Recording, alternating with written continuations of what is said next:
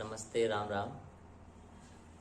इस व्यस्त जीवन शैली में अनियमित क्रियाकलापों और असंतुलित भोजन आहार के कारण विभिन्न बीमारियां मानव समाज को ग्रस रही हैं, जिनमें थायराइड एक गंभीर समस्या का रूप धारण करती जा रही है, जो विशेषकर माताओं बहनों को बहुत ही परेशान कर रही है और ये इसके कारण वजन का अनियमित हो जाना, अचानक से घटना, बढ़ना, आँखों का बाहर की ओर आना और हमारे गले में बड़ा सा उभार हो जाना और नाखूनों में समस्या और ब्लड में अन्य तत्वों का असंतुलित हो जाना, ये विभिन्न समस्याएं हैं।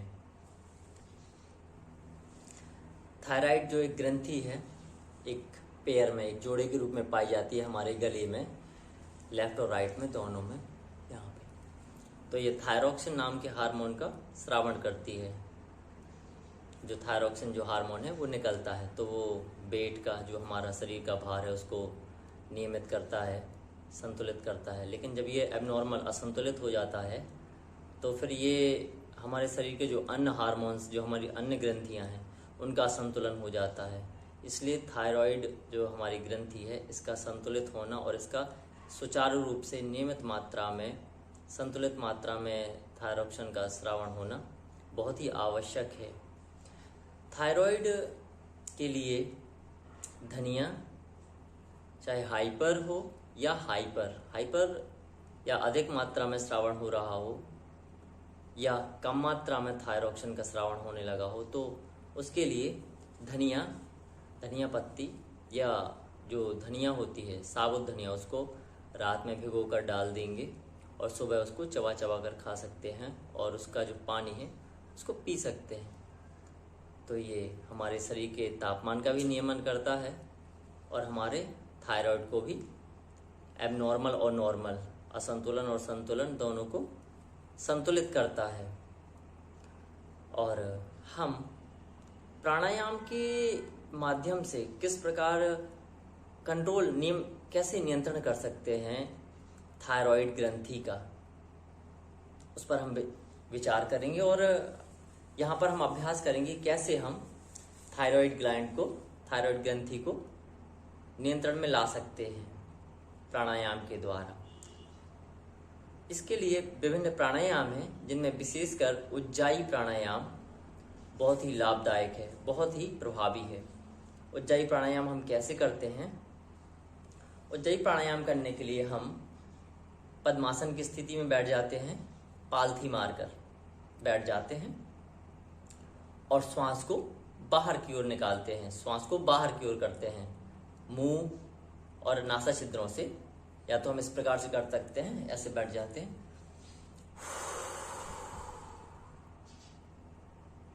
श्वास को बाहर करके, और यहाँ हमारा जो गले में, यहाँ से हम जो रंध्र है इससे रोक लेते हैं।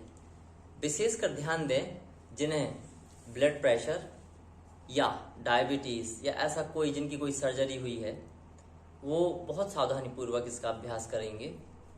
और जो साधारण एकदम नॉर्मल हैं लोग हैं और जिन्हें कोई डिसऑर्डर हुआ है, असंतुलन है थायराइड से रिलेटेड, वो आराम से इसको कर सकते हैं, उन्हें कोई विशेष सावधानी की आवश्यकता नहीं है। लेकिन जिन्हें रक्त बहाव, ब्लड प्रेशर, रक्त में कोई विकार है, ऐसे लोग, डायबिटीज़ वाले लोग, सर्जरी वाले लोग, जिनकी कोई सर्जरी हुई है, वो इसका विशेष सावधानी के साथ अभ्यास करेंगे।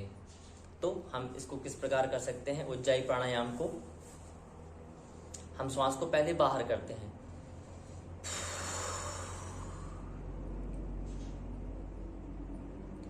श्वास को बाहर करके हम, हमारा जो गला है और हमारा जो पेट है, ये अंदर की ओर जाने लगते हैं, चिपकने लगते हैं अपने पीछे वाले हिस्से से।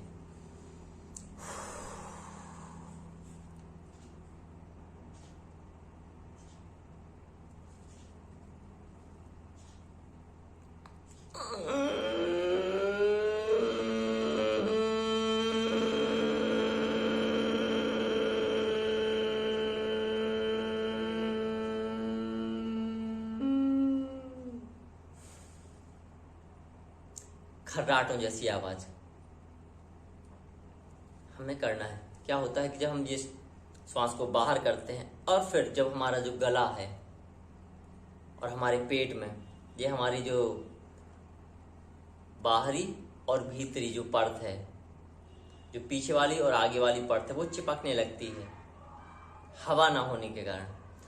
और हम जैसे ही फिर धीरे धीरे श्वास को अंदर लेते हैं तो एक ध्वनि एक थेरेपी जैसे काम करती है, जिससे हमारी जो बहुत ही नाजुक होती है हमारी ग्रंथियां, हमारी जो थायराइड ग्रंथि है, ये इनकी हल्की हल्की मसाज होती है और धीरे धीरे ये अपने जो इनका वास्तविक स्वरूप है, ये अपने उस वास्तविक स्वरूप में आने लगती हैं। और जितना संतुलित अवस्था में आवश्यक होता है, जितना संतुलित मात्रा है, धीरे धीरे 6 माह 3 माह जिस हिसाब से हम अभ्यास करते हैं और भोजन को परिवर्तन करते हैं, वैसे वैसे हमें जल्दी से जल्दी इसका क्योर होने लगता है। तो हम लगातार अब इसका अभ्यास करेंगे। पद्मासन की स्थिति में पालथी मारकर बैठेंगे, श्वास को बाहर करेंगे, कुछ समय तक श्वास को बाहर रोकेंगे और स्नोरिंग, खर्राटों के साथ या घर्षण करते हुए, गले से घर्षण करती हुई आवाज, जितनी लंबी और गहरी श्वास होगी उतना अच्छा, उतना ही लाभदायक, उतना ही प्रभावकारी परिणाम हमें प्राप्त होगा।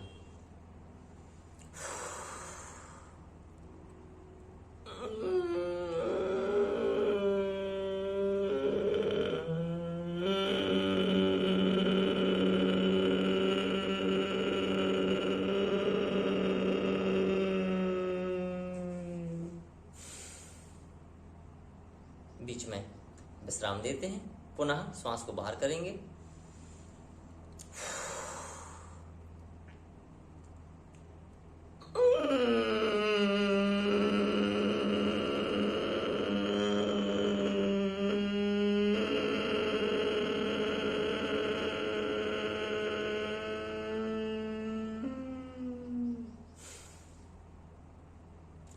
मुख या नासा छिद्र से श्वास को बाहर कर सकते हैं, लेकिन जब हम श्वास को लेते हैं केवल नासा छिद्रों से ही श्वास को अंदर लेंगे और ध्वनि के साथ घर्षण करती हुई आवाज, घर्षण करती हुई श्वास,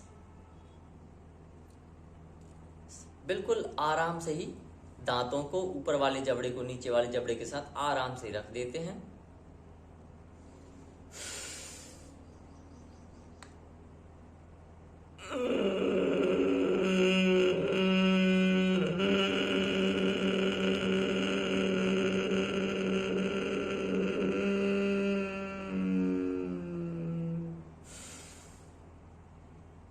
पुनः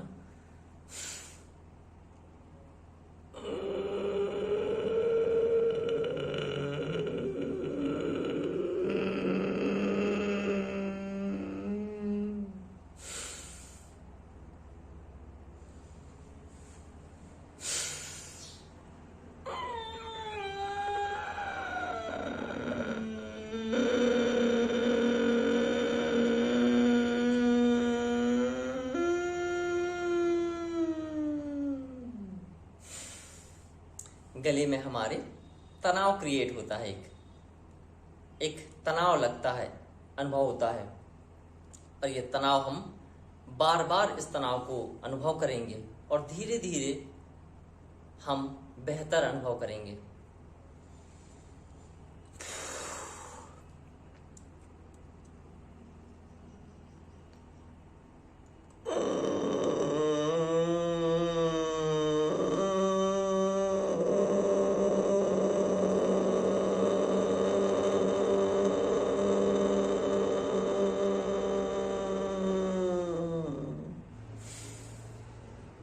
तो ये है उज्जाई प्राणायाम, जो हमारी थायराइड ग्लैंड को, थायराइड ग्रंथि को संतुलित मात्रा में उसके श्रावण को प्रभावित करेगा।